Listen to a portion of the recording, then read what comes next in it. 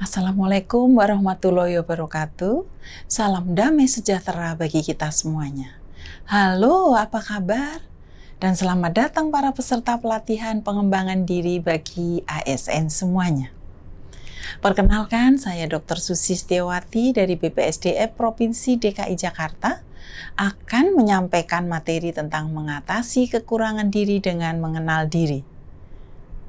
Setelah menyaksikan video pembelajaran ini, peserta diharapkan akan memahami cara mengatasi kekurangan diri.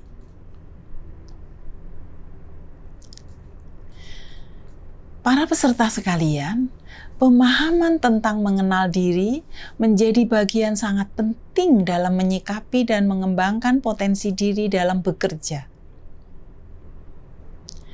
Kemudian, apa manfaatnya jika kita mengenal diri sendiri? Penting agar kita jelas apa yang diinginkan, menjadi tahu sisi positif yang berguna untuk memelihara rasa percaya diri. Menjadi tahu sisi-sisi yang masih negatif supaya dapat diminimalisir. Sokrates pernah mengatakan, "Siapakah diriku?" Wujud tertinggi dari keunggulan manusia adalah mempertanyakan diri sendiri dan orang lain. Kenalilah dirimu sendiri, ini pesan Sokrates. Kemudian Mayors, kesadaran kita akan self atau diri membantu kita untuk mengorganisasikan pikiran, perasaan, serta tindakan-tindakan kita. Memungkinkan kita untuk mengingat masa lalu, menilai masa kini, serta merencanakan masa depan, Bapak Ibu sekalian, sehingga kita dapat berperilaku secara adaptif. Nah, oleh karena itu, pengertian konsep diri atau self-concept menurut Baron dan Brian, konsep diri terdiri dari kumpulan keyakinan dan sikap terhadap diri sendiri. Secara sederhana, Meyer mengatakan konsep diri adalah jawaban-jawaban seseorang atas pertanyaan, siapa saya? Konsep diri pikiran atau persepsi seseorang tentang diri sendiri, konsep itu merupakan salah satu hal penting yang mempengaruhi tingkah laku seseorang, memungkinkan untuk meregulasi perilakunya sendiri.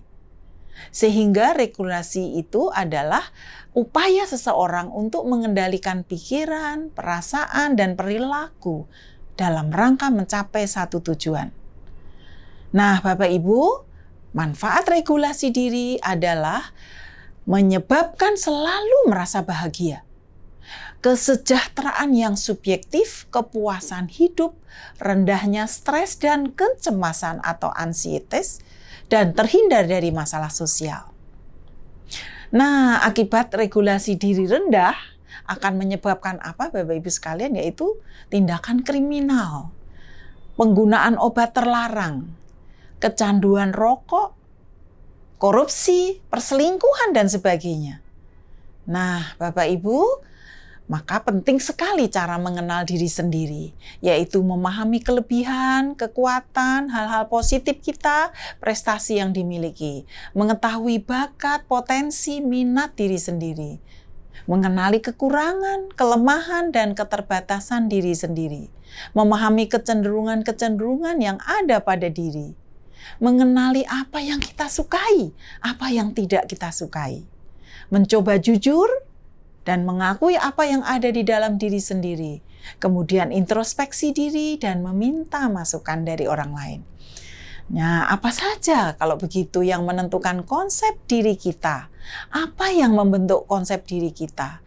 Dalam bukunya Personal System dari Cohen, Effective Behavior and Organization antara lain, karena terjadinya perbandingan dengan orang lain, jangan banding-bandingkan. Proses identifikasi, reaksi dari orang lain, pengetahuan, penghargaan, dan penilaian.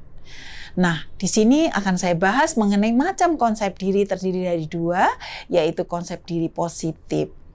Apa itu konsep diri positif? Antara lain menganggap orang lain sama dengan dirinya, memiliki keyakinan bahwa ia mampu mengatasi segala masalah.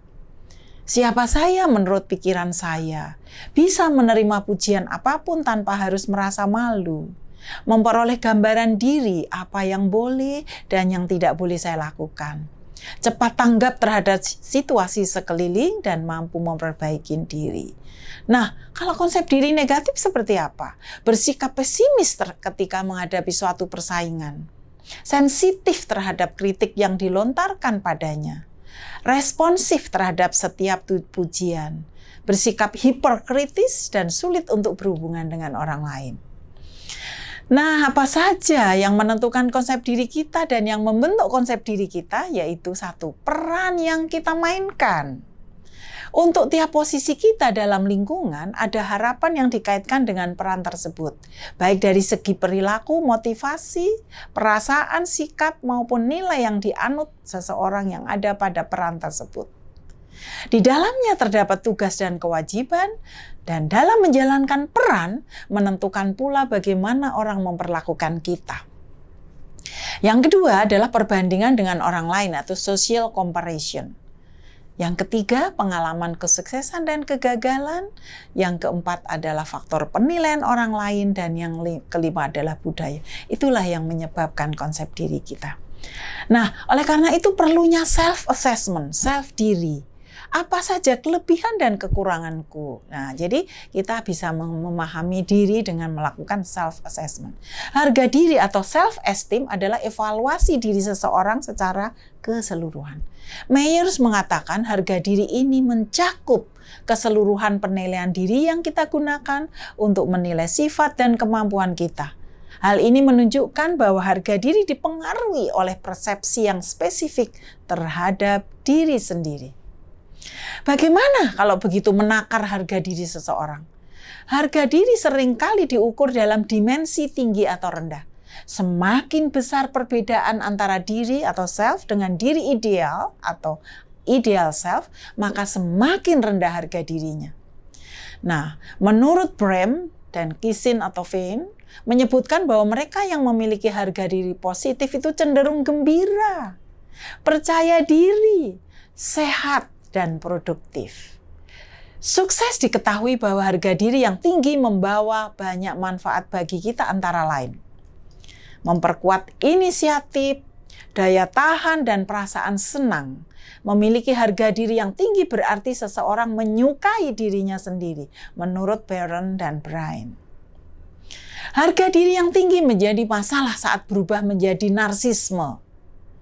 Orang yang narsis atau narsisis memiliki harga diri yang tinggi, tetapi di saat yang sama mereka tidak punya kepedulian terhadap orang lain dan segala sesuatu berpusat pada dirinya sendiri.